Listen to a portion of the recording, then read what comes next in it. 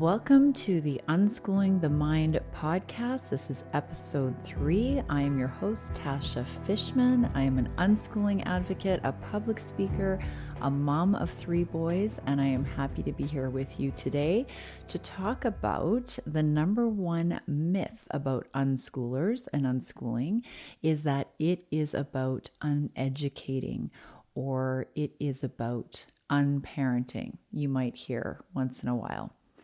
This really is the number one myth. It is a word they say that sounds like it's some kind of neglectful form of parenting, and it really couldn't be further from the truth if it's done right. You need a present, loving parent who is willing to be resourceful and walk a path of peaceful partnership with your child in their learning experience, just being lifelong learners together, which is very different from neglecting, hands off, no rules whatsoever, no boundaries. That is not the way. But unschooling families, it's really hard to do a lot of studies on them because they don't like studies, first of all. And secondly, everyone's family is different. We move to the rhythms and the seasons of our life that work for us as a family because everybody is different individually and every family is different. For some families, they love world schooling. That's their jam. They're off living in a trailer, traveling all 50 states or 10 provinces or the world. Some families are forest school families and all of their exploratory experiences come from the outdoors. And some families are into sports and they're traveling all around, learning, doing different things and activities through their professional sport that they've taken on. And some unschoolers are just more hands off, doing things in their community, connecting with the resources that are all around them in their city, in their small towns, creating new communities to build social networks with. So that's why you cannot just take judgment by one thing that you've seen somewhere or a story you heard from so-and-so and just decide that unschooling is just too radical for us. I would just implore you to take a deeper dive because it really is a beautiful path to freedom and connection. This is a path that I've taken, and that's what I found to be true for myself and our family. It's certainly not the only path, and perhaps homeschooling is working for you, and that's a wonderful thing too. But if it's not, this might be a great option for you and your family. So let's get into it a little bit. When I first started and heard about unschooling, I had no idea what it was. I didn't know if it was one word or two. I didn't know if it was legal.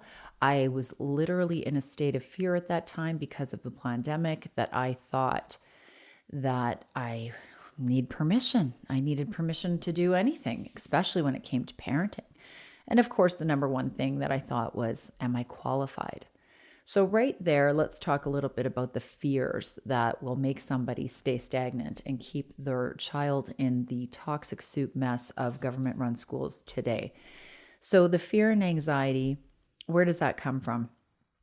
Well, there's all sorts of reasons. I have to work. There's no way I could do it. I'm not qualified. They'll be behind. We don't have the resources. I don't want to give up my career. And all of those things are really excuses when it comes down to it, because yes, 100% you're going to have to make major changes. You might have to sell your house, downsize. You may have to move in with even grandparents and family. You might have to call on other community members and like-minded parents to collaborate and share responsibilities with the kids to keep your job. You might have to work from home. But if there's one thing that Schmovid taught us is that we can pivot. All of us had to stay home. We never thought that we would. The entire world did. And we were able to create different things and move away from what we knew was the norm. And we either thrived or our life burned down and we had to reinvent ourselves. So whenever there's a will, there's a way. Like I always say, Tony Robbins, I credit him for saying, you have to burn the boats to get to the island. And you literally do. And I think when you understand the magnitude of what's happening and the war that's being waged against our children, and that it is the school system that is being used as the weapon, because this is a war of ideologies, and you really understand and connect the dots, it's a no-brainer to make this decision. Because honestly, even if they were at home playing video games all day, which is the number one fear of most parents, which I will address down the road, it would be better off than what they're doing right now, and the slow, insidious ideologies and the mind control that's happening within government-run schools today. So like I said, all you need is a present, loving parent who is willing to be resourceful. You do not have to know it all. This is the wonderful thing. You do not have to know all the answers. I've had parents say to me, well, I can't even do grade 5 math. I wouldn't be able to do this. Well, you don't have to. You just have to be really resourceful and find the people who do, and find the mentorship and find the groups for whatever your child's interest is. But this is a lot different than homeschooling, because homeschooling is kind of like emulating what's going on in the school at home, sitting at your kitchen table, using curriculums, trying to follow the program. And that is completely opposite of unschooling. Why I found that an epic fail for our family is because A, the kids didn't want to do the work. And then B, I found that I didn't want to do the work with the kids because it became a tug of war. And the entire goal of unschooling is connection first, is to have a harmonious relationship with your children, and connection before curriculum, connection before correction, connection before comparison, all of that. But that takes some time to decondition our minds from everything we've been taught and told to believe by the authoritative system of which we have been raised. So like I said, when I first started, I had so much fear and anxiety at first. I literally thought that I needed to entertain my kids all the time. Now, this is obviously an age-appropriate conversation. So, when your kids are more little, they need more of your attention. Of course, yes, they do. At the time that I pulled them, they were 6 and 8. And I felt like I was responsible at every waking moment of their day to entertain them, to be involved, to be creating things. And, it was really exhausting. There was no flow in our rhythms of our days at that point of time. But I remember getting a free mentor off a Facebook group, an unschooling Facebook group. And she walked me off the ledge. She literally said to me, okay, listen, girl, go put a deck of cards down on the table and go have a shower. That's what you need to do. But, and it was funny because, again, at the time when you're going rogue against a system, when your friends and family think you're crazy, but you have this intuition that you just have to keep making one step in front of the other, and you have to do this, and you feel you have no choice, but you're all alone. You can be paralyzed by fear, and having that mentorship, having somebody who's just gone the distance a little further than yourself and is able to say, hey, you're going to be okay. Or I felt that too, or come with me, or why don't you try this, or go have a shower, girl. You're going to be okay. And so are your kids. It was life-changing for me, and definitely necessary. So the fear and anxiety is real. I understand that. The idea of feeling that you're not qualified is also very real, because we've been conditioned to believe that younger and younger, we need to hand our children over to the state. That, we've been trained as parents how to train our children. I was taught, I thought the earlier the better. I had my little one at 3 years old in preschool, even though he would cry when I would leave. Oh, they tell you that's just normal, right? I am not some attachment, parenting, breastfeeding till they're 5 granola mama, which I love, and many of them are my friends today. No slagging them. But that was not my story. I was working. I was dropping them off. My intuition was saying, I don't want to leave my child, but they were telling me this is for the best. I believed them. I thought the more activities, the better. I was schlepping them to and from school and different coaches. And literally, it's so interesting because there was a study that just came out that said that most families spend 10 minutes a day of actual present time with their children, other than telling them to go brush their teeth, to go change their pajamas, to bring home their homework, to sit down and do whatever. 10 minutes. And that makes me really sad, because I was that parent at one time. I get that 100%. There were so many things going on. You're working all day. You got to make supper. You come home. You've got the activities, and then you've got homework and sheets you have to sign. And it's brown bag day and orange shirt day and pink day and the Terry Fox run that you have to go and sell for. And you are literally on a treadmill that somebody else has set the pace for you. You are literally running at somebody else's pace. And the craziest thing is that we opt into that. We actually opt in to school. We don't have to. And we don't know that we even have the choice because we were told that this is the best way that our children will grow and become contributing members of society. And we do not want them to get behind, right? That is the biggest thing, for them to get behind. But again, I ask myself, what are they behind? Are they behind the kids who are being conditioned to be reflexive, obedient followers? Yeah, they're not gonna be behind. Now I have the confidence to say after 4 years that they're not gonna be behind. They're going to lead. They're going to lead our kids from not being in that system. But the fears are very real, and I get that. But unschooling is like a buffet. That's what it is. It's like a buffet of embracing the fact that we are lifelong learners, that learning doesn't stop at 3:00, and it certainly doesn't stop after 18. But it is giving your children the option of choosing what they want to learn, when they want to learn it, and for how much. Just like when you go to a buffet, some people will take the small plates, they'll fill it up with the cold salads first, and they'll come back for some hot items. Some people will pile a bunch of things on one plate. Some people will just take a certain couple of things, and most everyone leaves behind what they're not interested in eating. It's the exact same way. It's the buffet of life. We're using life as our classroom, and we are moving and shifting into rhythms rather than routines that are set by government entities, by institutions.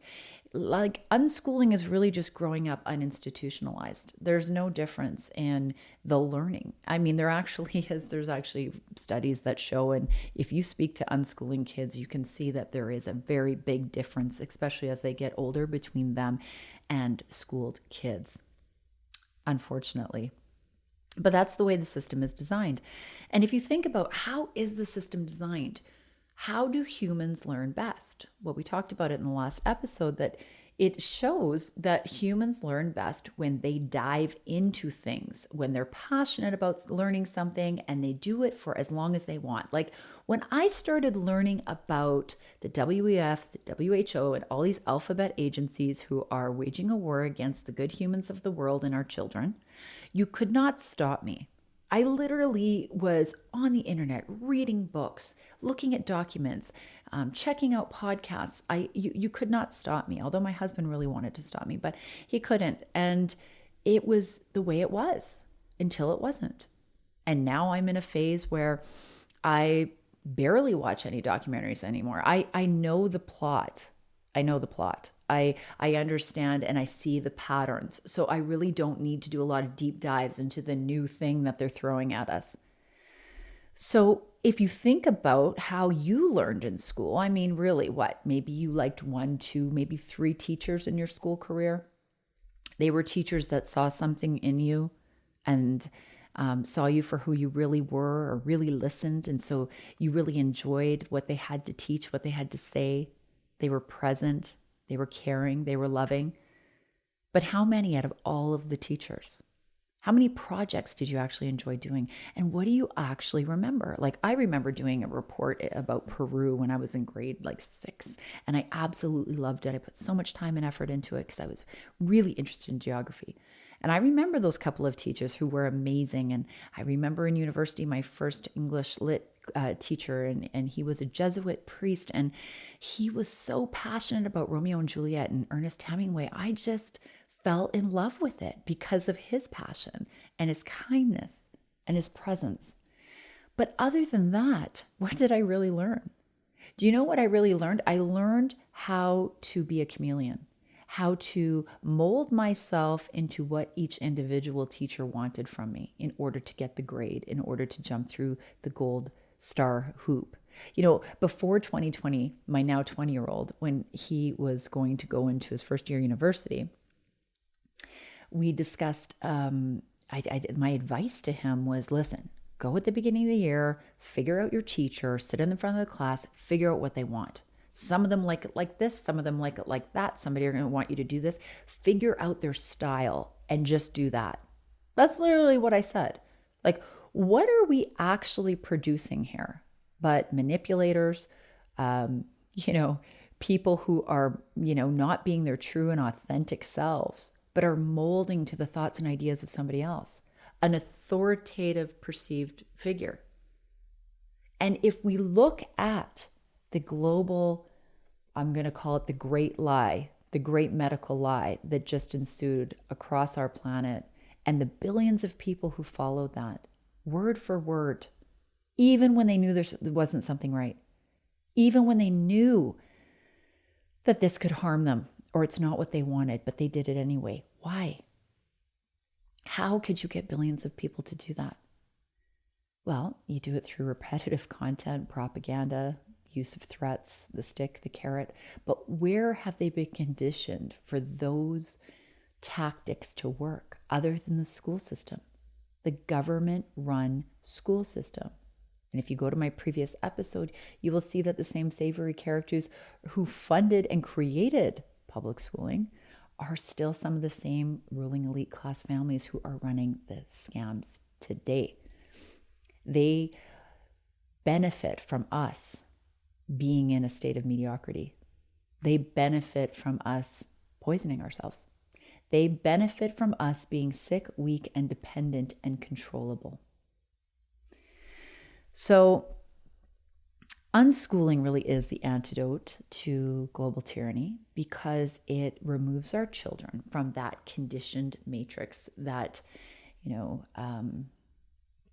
state where everybody becomes the same molded version. But it takes time to see the product, like all things in life. My suggestion always to parents is to give it one calendar year. If you aren't doing anything yet, but you are a fence sitter, you know deep down inside you that something is wrong, but you're not sure what to do, try it for 1 year. That's my suggestion. Nothing will fall apart in 1 year.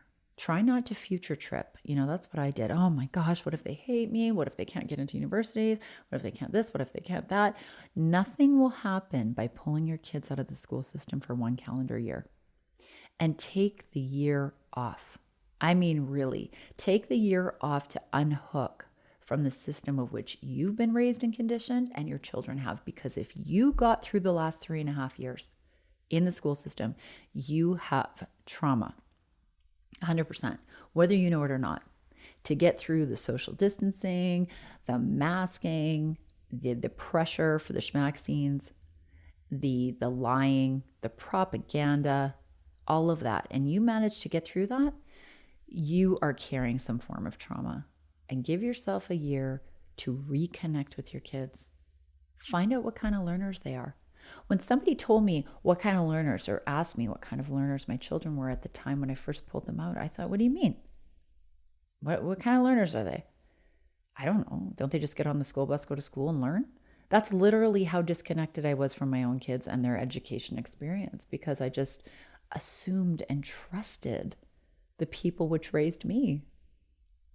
Governments, institutions, I trusted that they had my best interest. I trusted that they had the best interest of my children. I mean, isn't that a phenomenal thing? I mean, we just trust, right? Because we've been told to. And we think, well, it wasn't that bad for me. I survived. I got through it. But I don't want my kids to survive. And I certainly don't want them to have to go through the painful spiritual awakening that I did and try to decondition themselves from all of the programming, decades and decades of programming. If I can stop that and they can just flourish and be who they came to be and, develop into whatever it is that they want to do without the constraints of propaganda machines and political ideologies, or even what I would want for them, but what they want for them. What kind of human am I going to raise? I'm going to raise a free, critical thinking one that has an integrity, a confidence within themselves that cannot be bought, that cannot be compromised, like we are seeing today across this planet. That this was always a pandemic of cowardice. That's what this is. But it's not their fault. I have deep compassion for all of the people. Even now, people are terrified. They're terrified to speak their truth. They're terrified to investigate. They're terrified for the reality of which they've known to shatter from underneath them. So they choose to stick their head in the sand. They choose to disconnect from source, from that little tap on their shoulder or in their gut telling them that there's something not right here. They choose to disconnect from that and move on. So unschooling really is not uneducating.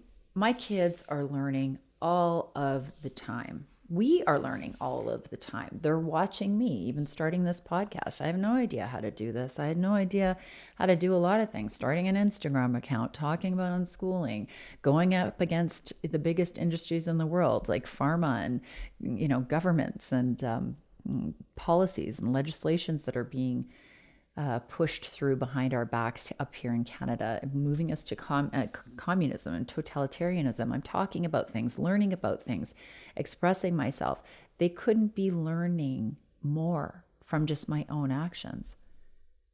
But, let's talk about them. My youngest son, after a couple years, still didn't want to read. And that was really tough for me because my conditioning said, they need to be learning by grade 1, just like with my middle son, when he was in school, it was grade 1's the year, they have to learn.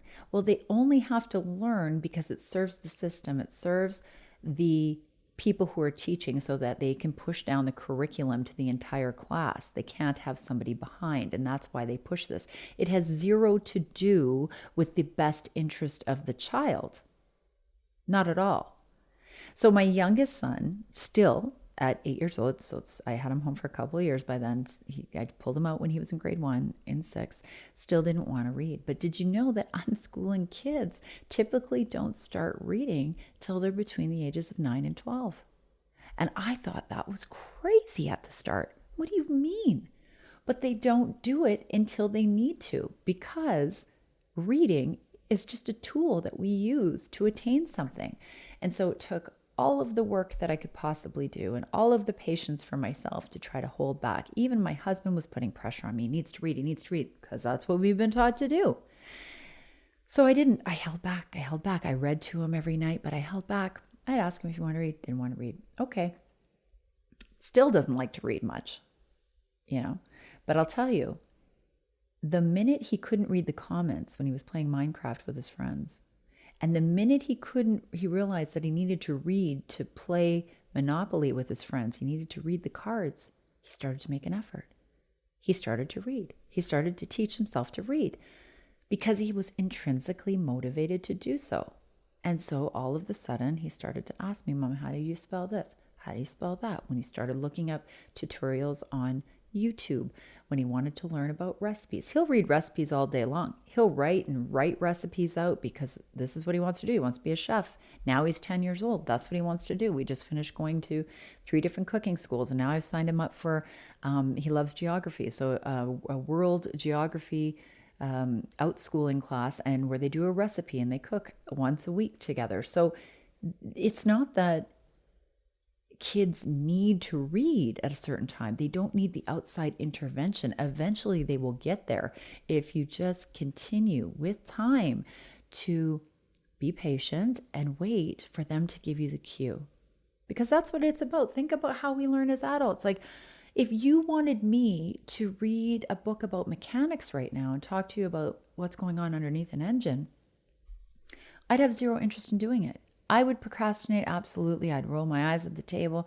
I would not want to read it. Now, if you've got a document that's going to show the link between UNESCO and, the sexualized curriculum for children based on Alfred Kinsey's work, I will sit there and go through it with a toothpick. But that's because our passions and our interests are who we are. They are who we are meant to be. Unschooling is literally almost a spiritual experience, a spiritual path, because you literally have to trust and have faith with something that you don't see yet. And that's hard for most of us because faith has been taken right out of education, out of the world, out of everything. We're not supposed to have faith in anything we can't see. Trust the science, trust the science. Well, we see where that's gotten us. I say trust the silenced. But my middle one is much more cerebral. And, he's now 13 and he came to me and said, Mommy, I need more. I want to do some online classes. So we picked some together, none of the woke bullshit, just basics, math, English, and science. And that's what we're doing this year because he wanted to, because he's very different. He's very cerebral. He likes to do check and cross his T's and I's. And I think he was a bit concerned that he wasn't up to par. I pulled him out in grade 4, and I think he was in school enough to have gained some of those authoritative model principles deep in his psyche where he feels that he needs to be on some kind of standard, some kind of standardized grid to show him his worth and where he is. But literally I had to let go and say, okay, well, let's do this. And so he did it. And you know what I'm finding out is that he's figuring out, not only is he acing everything and realized he hasn't skipped a beat, he didn't touch a book or curriculum or do any kind of tests for 3 years. And here he is acing everything. He's the only one that has the video on, even though the teachers asked repeatedly in their online classes to have it on. He's the one that hands in his work early. And why is this? Because it's his choice. Because he has the intrinsic motivation to do this. And I've given him the freedom to make the choice. It's the same with his bar mitzvah. I said to him, listen, we can just have a party with your friends. It's a rite of passage, but you do not have to do this at all. And truthfully, it was because everything that happened with Shmovid, I was thinking, wow, what happened to my Jewish family, friends, and community? I mean, how did they fall for this the most? Like, do I even want to do this? I mean, of course we would celebrate, the milestone of becoming a young man at 13, but I gave him the choice. And he came to me and said, Mommy, I want to do my bar mitzvah. I want to do it at the synagogue in front of all the people, and I'm going to study for it, and I'm going to do it. And I was like, okay. I have never asked him once to study, to show up with his mentor, to sing, to do anything. I have facilitated all of these things for him, but it is him. You will find him practicing on his own time. And it's funny because his teacher said that he is one of the best students he's ever had, because I think a lot of kids, there is no option. There is no choice. Oh yeah, you're doing your bar mitzvah. You're doing this on top of all your schoolwork, on top of all your extracurricular activities, on top of. But when you are unschooling and you give your kids unlimited restricted time and freedom, now that doesn't mean, now there are radical unschoolers that are also radical unschoolers for their life, but that's not me. I'm only speaking about my story, my path, and there's a lot of people like me. But for me, of course we have boundaries. Of course we have some rules. It's not okay to hit your brother. We do have to go to bed at a decent time. If you want to get up early and you want to do this with the day, of course we have those kinds of boundaries. Yes, we brush our teeth. We do the things, right? We learn about respecting one another. And you know how kids really learn about equality, since we have, the UN pushing this equity down our throat in every aspect of our life? They learn about it when you consider their boundaries and feelings, ideas, and interests in the family unit. When you give them autonomous decisions to be able to create and make choices under your roof of what they want to do, what time they feel is good to go to bed, what time and how long they want to spend on something, and you give them the choice to quit something when they don't want to do it anymore. This was one of the main myths. That's another one we'll talk about down the road, was that, this idea that kids, they have to finish what they start. If they don't, they won't become productive members of society. How will they know how to do stuff they hate? Well, if you understand the compulsory history of like the history of compulsory schooling, you understand that the entire system is designed to get us complacent and passive to absolutely accept a 9-to-5 job to serve the industry and the government and learn to be passive in hating what we do. You're lucky if you end up doing something you like. Really, we are just designed to go through the system, become a drone, a follower, an order taker, and a slave to taxes. That is what the entire thing is designed for. So when you give your child unlimited freedom to make choices, that is how you actually show them about equity. It's not just the parents. Now, there's some on the other spectrum of unschooling that, perhaps you've met or seen that just let the kids run amok and they can do whatever they want and it's all about the kids. Well, I feel that you'll burn out really fast doing that. I felt that at the very beginning.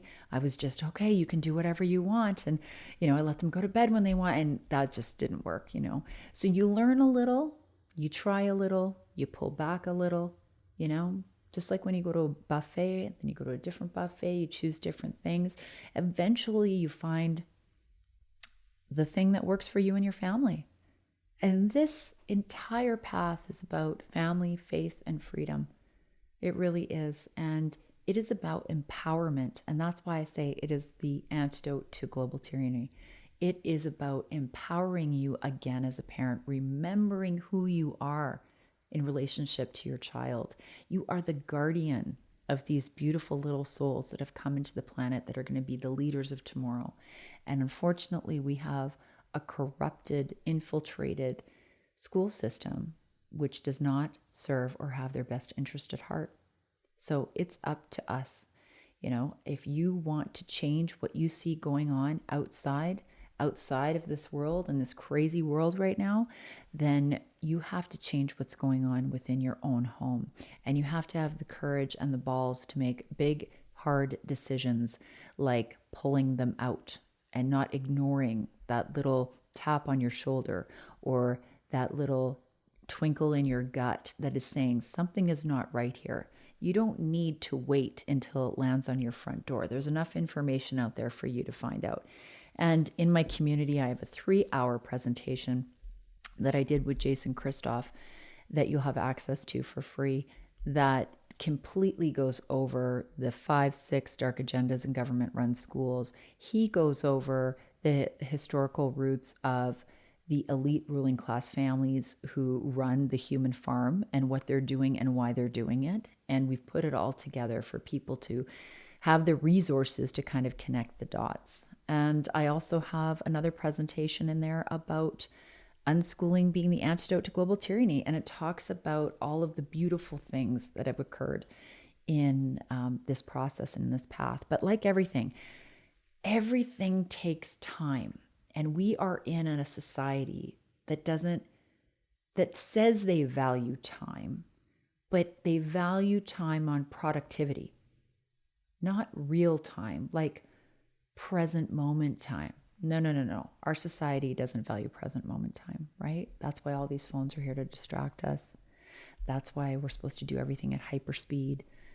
And so we have to move away once we step out of the school matrix back into present moment time and reconnect with ourselves, with our kids, get unhooked, deschool, and give it time and work on ourselves. And in that process, that's when the magic happens. And my mentor, Dana Martin, my coach, she said to me, the time, you'll see it. And I was thinking to myself, will I see it? Will I see that they're learning? Are you sure they're learning? Here I am thinking I might be making the worst decision of their lives. And I saw it. I started to see it at the dinner table. I started to hear it in our conversations. And when I started to come from a place of curiosity and not demanding that they tell me what they know or what they just read or repeat something for me. Think about it. You have to treat these people like little adults. Do you like that? If you had a book that you just read that you loved and I said to you, oh, what was the book about? And you told me, you would be coming from a place of sincerity, just telling me what the book's about. But if I said, I want you to write a 5 to 10 page essay and tell me the protagonist and the character, or did you really know that? Do you remember this? Or what was this about? Can you repeat this to me? It would be a completely different experience. You would tell me to pound sand. And if you observe the way children actually learn and play together, you will see when children are playing together in a group that there will be perhaps one child that decides they're going to tell the other child, I'm going to be the teacher. I'm going to tell you what to do. They're emulating that. And you will see the other children just walk away. You see how they learn because one child says, oh yeah, I learned this song. Do you want to hear it? Yeah, okay. Da, da, da, da, da, da, da. Like my son, who was completely inspired to take piano lessons by his friend, who was just a beautiful pianist and practiced all the time. And he saw that and shared it with him. And that's what it triggered him to want to do it himself. So it's a big leap of faith. I know that it is a huge shift from the paradigm of the authoritative model into the peaceful parenting approach. But man, is it worth it? I mean, it's painful. And you realize when I look back at the type of parent I was and the path that I was going nowhere but to the end zone of rebellion, and everybody thinks this teenage rebellious stage is a normal product of life. And it really is not. It is within the authoritative model because we all want freedom, and children at that time are trying to exert their own independence. And under that kind of rule, they will rebel. There will be conflict. But that doesn't happen to unschooling parents and families because their needs are being met. Their interests are being validated, heard, respected, and flourishing, So that's just a little bit about the magic of unschooling, and to say that it is the furthest thing from uneducating. We are learning all of the time. We are just growing up together, uninstitutionalized. So that's it for this episode. I want to thank you very much for coming. If you are interested or thinking about leaving the school matrix and you need support, we have an amazing community. It's exactly what I would wish I had when I left. A one-stop shop for resources, group parenting, coaching, support, speaking with other like-minded parents. There's live gatherings, there's in-person gatherings being funneled between people. This is all launching very soon. You can get into my group coaching right now and you will have access to this community. I haven't launched it to the entire public yet on my website or my Instagram page, but that is all coming in the next few weeks. So thank you very much for being with me. Love your children. Know that these are exciting times. Even with all the craziness in the world, we are building a parallel society and going back to our roots, which is family, faith, and freedom. So thank you very much. Until next time, friends. Bye.